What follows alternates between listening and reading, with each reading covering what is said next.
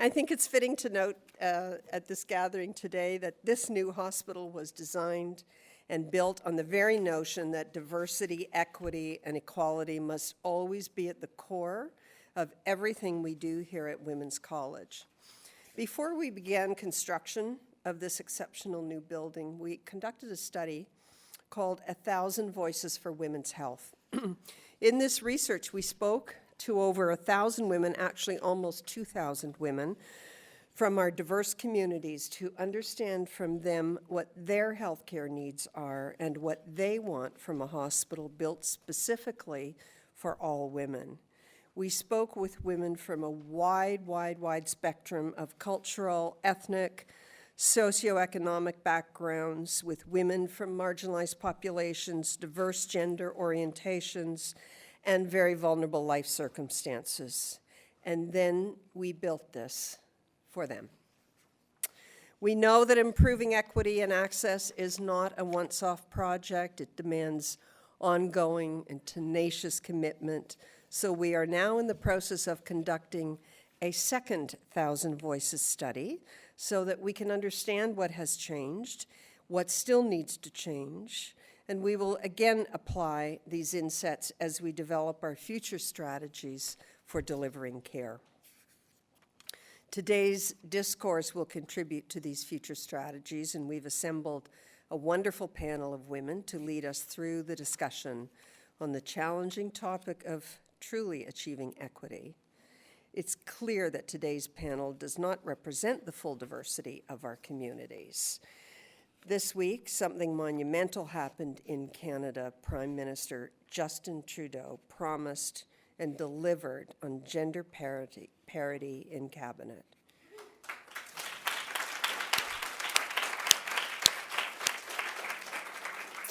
In fact, he delivered on more than just gender parity and has tried to balance diversity, experience, and regional representation in an inclusive cabinet.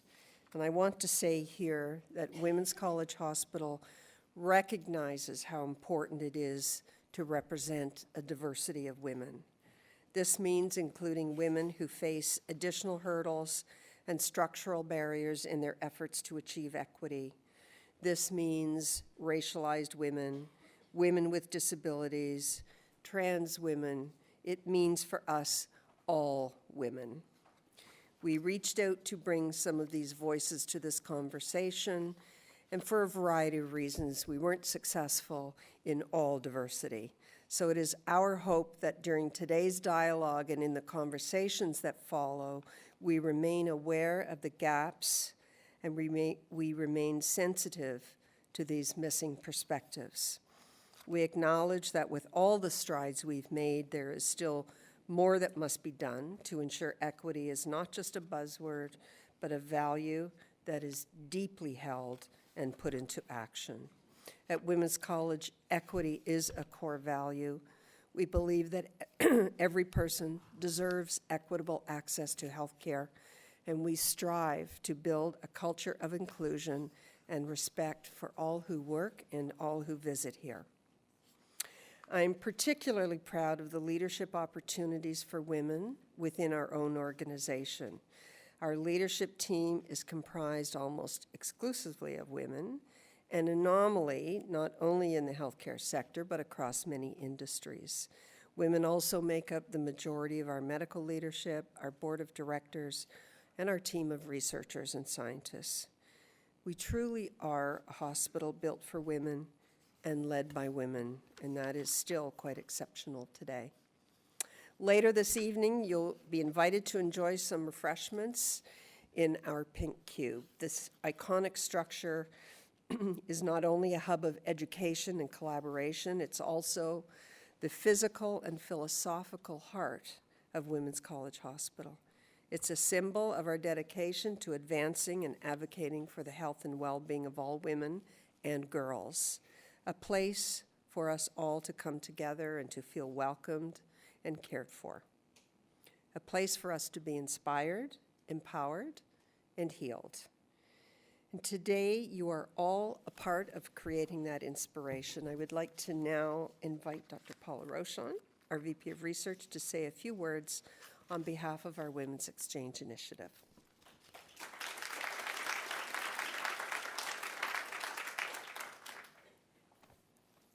So thank you very much, Marilyn. And welcome, everyone. We're so pleased that you're joining us here today for our 5th Women's Exchange event, all about achieving equity for women. So welcome. So for those of you who are new to the Women's Exchange, we are a Women's Exchange Research, Knowledge, Translation, and Exchange Center that's based here at Women's College Hospital.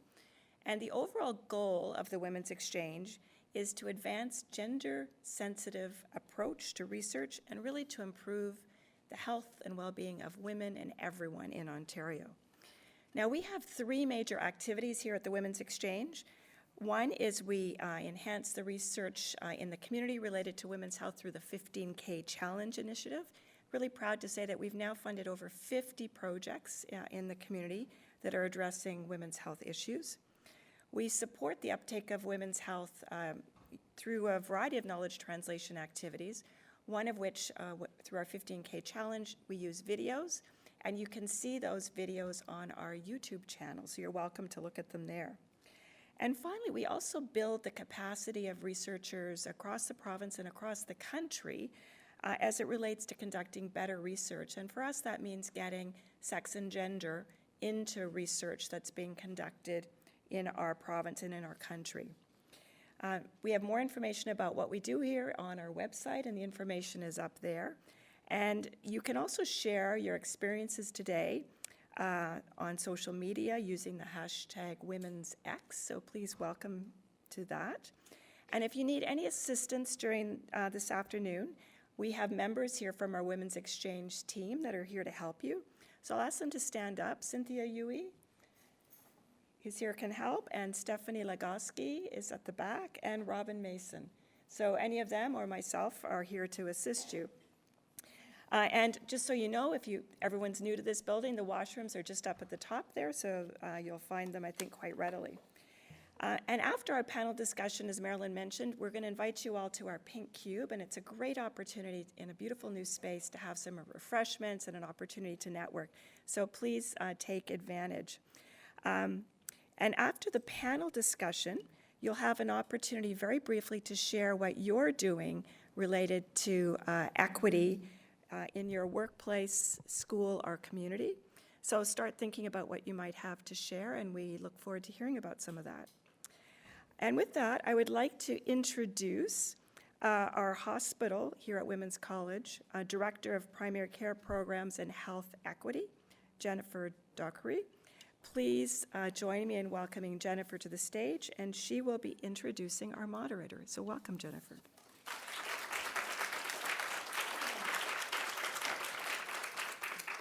Thank you, Paula.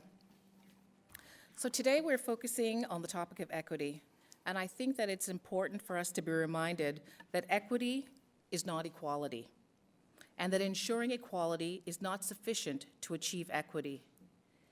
The difference is often visually portrayed this way. So equality refers to ensuring that everyone gets the same resources. And when you look at equity, it aims to understand the needs of each person and provide them with what they need to succeed in a given activity or sector. So equality, much like equity, aims to promote fairness and justice, but it can only work if everyone starts from the same place and if they need the same things. Before I go on to introduce today's moderator, I would like to share with you some of the processes that went into developing the content for tonight. Last spring's event focused on diversity and how to create the circumstances where diverse women who represent our community could be included in research. The suggestion emerging from that day's discussions, along with the evaluation feedback, was to focus the next event on the topic of equity. In thinking about this, we were challenged with how to address equity instead of inequities. It is hard to think about equity without thinking about inequities, as the word only exists because inequities persist. When the question of who experiences inequities is posed, we immediately think of those who lack political, social, or economic power. We think it is time to ask, have women achieved equity? And if so, how did they get there? While sex and gender are significant determinants of inequity, it is important to remember that women are not a homogeneous group. Immigrant women, women of color, Indigenous women, senior women, and women with participation and activity limitations all have different experiences in the political, social, and economic realm. That said, we have to expand our question and ask, have all women achieved equity? And if some women have achieved some political, social, economic power, is it the responsibility of those women with that power to do more? Should they put in place the steps that would allow other women with the means, without means, to have and to gain similar power? To lead us in this discussion, we've invited Jennifer Wells to moderate this evening's event. Jennifer is a business columnist with the Toronto Star, where she has also worked as a feature writer covering a range of topics from the garment manufacture in Cambodia to gold mining in the Democratic Republic of Congo. Across the span of 35 years in journalism, Jennifer has worked at Maclean's Magazine and the Globe and Mail, among others. She has been the recipient of the National Business Book Award, as well as other national magazine and newspaper awards.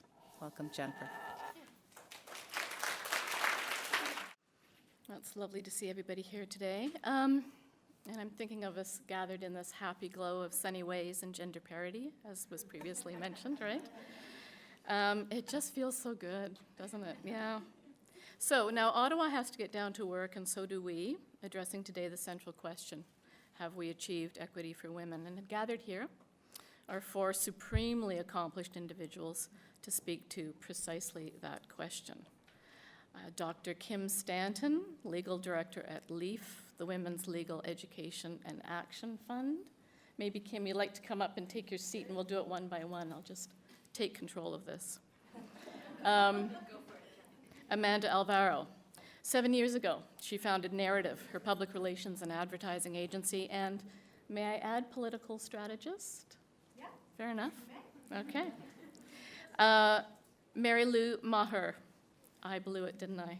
Close enough. Pronunciation. Business unit leader and chief inclusion officer at the accounting firm, KPMG, and Dr. Danielle Martin, vice president of medical affairs and health system solutions here at Women's College Hospital.